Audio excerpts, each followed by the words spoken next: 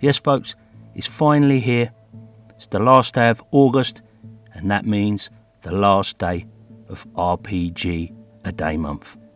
Time for some thanks.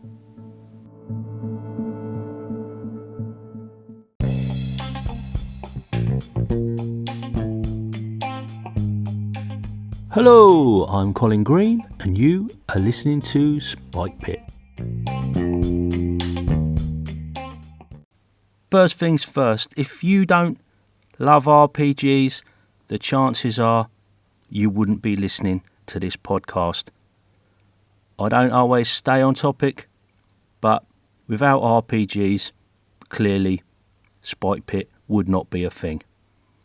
So I'd like to take a few moments just to thank all the creatives, the designers, the people working in the hobby that bring us all the goodies that we love to consume, talk about, interact with, whatever. The passion of these folks putting themselves out there, often risking ridicule or worse. It's not an easy thing to do, and they have my utmost admiration. Whether I'm a fan of a particular creator is neither here nor there.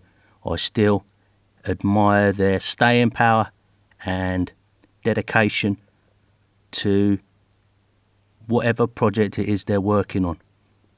And of course, RPG A Day Month wouldn't be a thing without the folks who started it, David and Anthony. Great set of prompts, and I've really enjoyed rising to the occasion. So thanks for that, guys. This year is the first year that I've actually released a podcast every day on the day, rather than subverting it and trying to do something a little bit different. I've just thrown myself into the daily routine, and I think it's paid off. I've enjoyed it. It's a different feel, and it would probably have never happened if it wasn't for my fellow podcasters who have also jumped into it, making it a memorable event. So big thanks to you guys. You know who you are. I'm not going to start listing names because I know I'll forget someone. Also, a massive thanks needs to go out to the people that have called in on numerous occasions, sparking the inspiration for a future episode. Some of the call-ins that I've included date back prior to RPG A Day Month, and I'm grateful for the chance. With so many amazing prompts, I've been able to work in some of those earlier callers, and if you are one of those people and you've been listening, wondering why it's taken so long, there is no answer to that. And it seems only fitting that for the last call-in of RPG A Day Month 2021 on Spike Pit, we've got Jason Connolly of the Nerds RPG Variety Cast. Take it away, Jason. Hey, Colin, glad to hear you giving Tunnels and Trolls some love.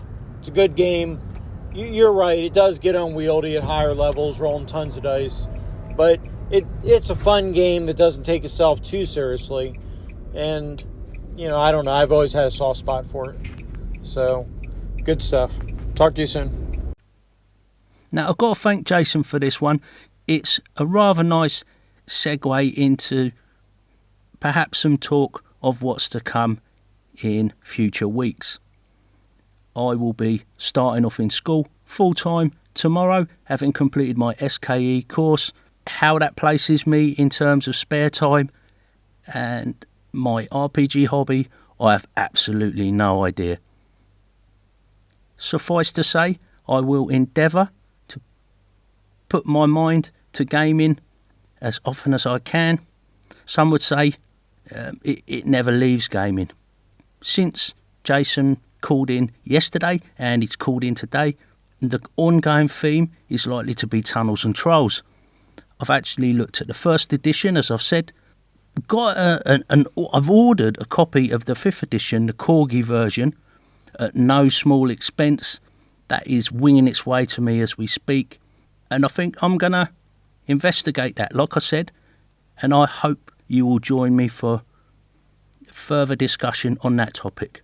I'm realising there's some, what seems like fresh thinking, considering it's a game from 1975. There's some cool ideas in there and bits and pieces that tie in pretty well with some of the ideas I've had myself over the years. So it'll be interesting to try and get that to the table.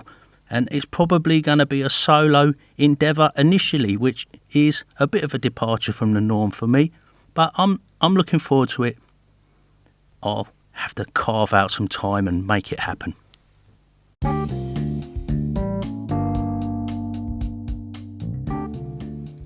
And finally, in a day and age where everybody's fighting for some attention, you've got the big boys like Marvel and Disney, the big publishers like Wizards of the Coast. People in this hobby are still making a little bit of time to listen to anchor podcasts and one-man bands just recording stuff on their phones. So, to all you loyal listeners, thank you for taking a little bit of time out of your day to listen to Old Spike Pit.